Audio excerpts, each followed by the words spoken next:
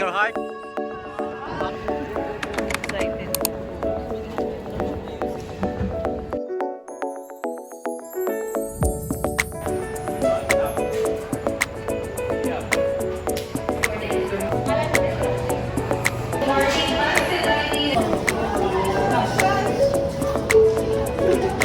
Yeah. Hi. Hi everyone! Welcome to my channel. So, papakita ko sa inyo yung mga naging ganap namin nung pumunta kami ng Boracay Island. So, tara! Sama kayo!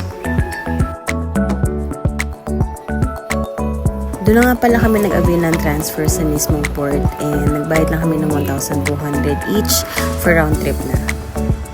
Ito nga pala tayo nagstay sa may bandang Station 3 and after namin mag-check-in, kumain muna kami ng aming lunch. And then, after natin mabusog, pumunta nga lang tayo sa mismong beach para magpa-picture sa mga sandcastle. And yun, mag-swimming na din. Hi guys. Hi guys. Actually guys, wala naman tayong planong ganap na activities dahil 3 days lang naman tayo dito. Pero let's see. Dito kami naligo sa may bandang dulo na ng Station 2 kasi walang kalumot-lumot. And ang sarap din ng tubig kasi kahit sobrang init ng araw, ang lamig ng tubig.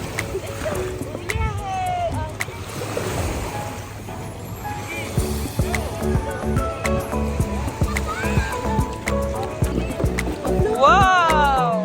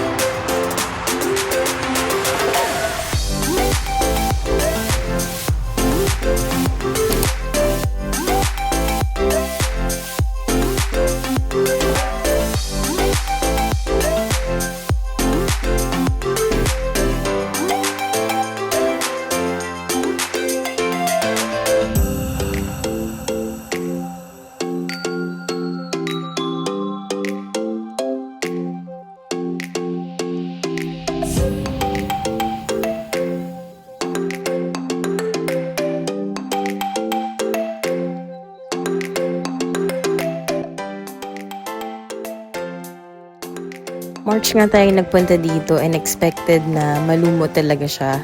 Pero kahit ganoon, iba pa rin talaga yung ganda ng Boracay, yung white beach, white sand, and yung overall vibe niya.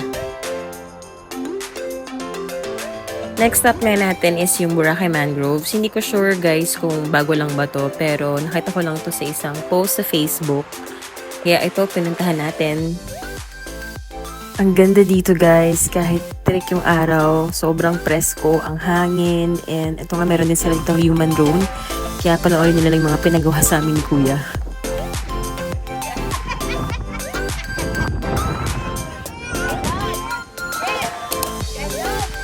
Okay, kaway-kaway kayo. Kaway-kaway. Peace sign tayo, peace sign. Finger heart. Okay, baba kamay. Ulat doon. Okay, welcome post tayo ha. Ano? Okay, hug po tayo, hug. Kunwari di nag-aaway. Yan. Okay, bakit peace tayo? Bakit na po yan? Okay, say ha ha ha. Okay, marites po kayo, marites. Okay, bye-bye kayo, bye-bye. Okay, cover the camera ha. After na natin dyan sa may Boracay Mangroves, dumiretso naman tayo dito sa may Bulabog Beach. So dito yung area ng mga nagka-kitesurf, windsurf. Less crowded nga dito guys compared sa may White Beach. And dito rin matagpuan yung bended na coconut tree dun sa may dulo. Kaso hindi na kami nakapagpa-picture dahil sobrang init na talaga. Dahil gutom na tayo at pagod na, doon naman tayo kakain sa may Boracay Nuku sa may Savoy Hotel. First time ko nga dito sa Savoy Hotel since nung last time na nakapagbora kami. Doon naman kami nakapag-check-in sa Belmont Hotel. Then dito guys, meron silang day pass or day tour. Ang babayaran nyo per person ay 950 pesos. Yung 750 doon, pwede nyo nang magamit sa food and drinks and makagamit na rin kayo ng kanilang swimming pool, ng locker, and ng gym.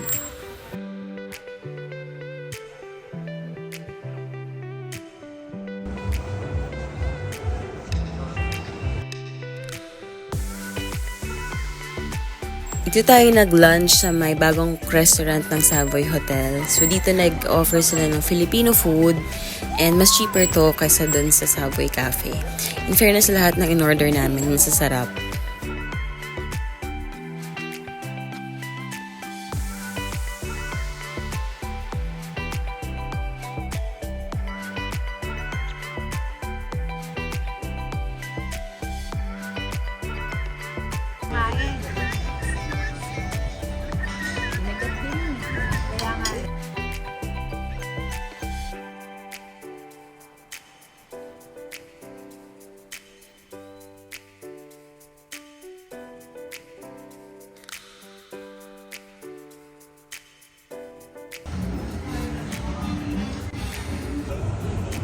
Meron sila ditong foam party ng 4 p.m. Pero nung time na to, hindi na namin siya naabutan dahil kailangan na namin bumalik ng station para makanood ng sunset.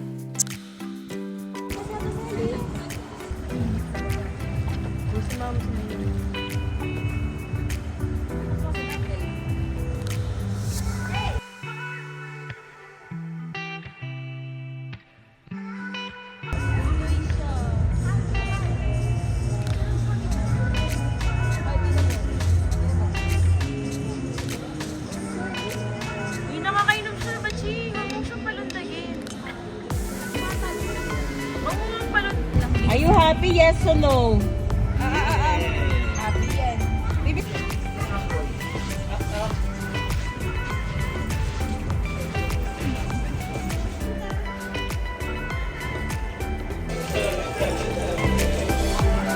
Ito na nga tayo ulit sa D-Mall and ni-crave tayo ng Coco Mama kasi never pa tayong nakatry nito. Kaya bibili tayo.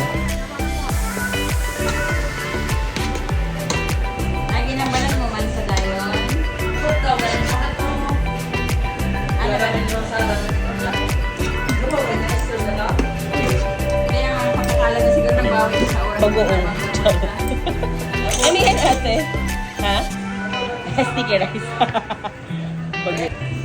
Nag-break kami ni Shan ha, ni Shan. Alas 4. Hi guys. Say hi guys. Hi guys. Hindi ba si Liam? Yan na si Liam. Magaling mo.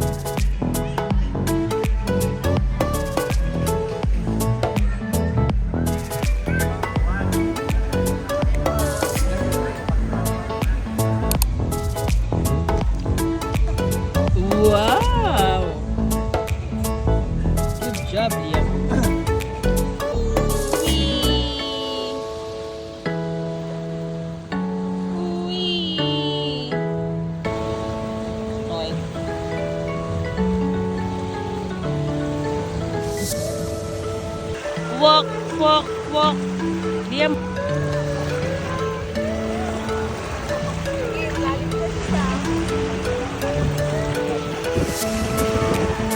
Walk, walk, walk.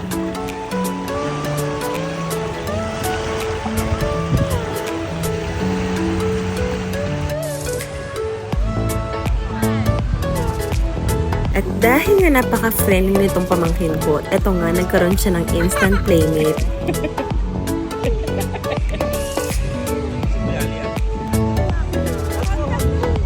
Oo. Kaya din. Oo. Basa, basa.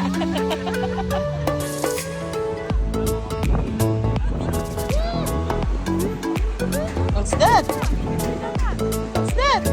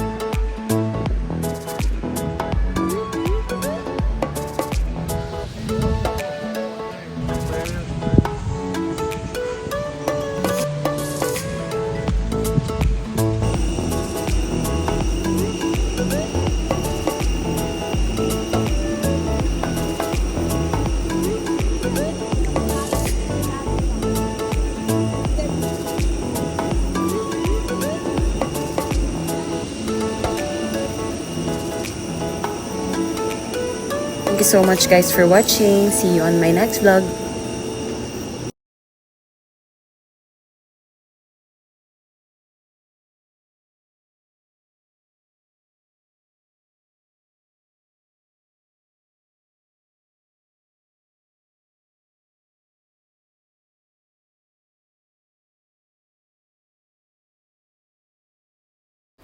Thank you so much guys for watching. See you guys on my next vlog.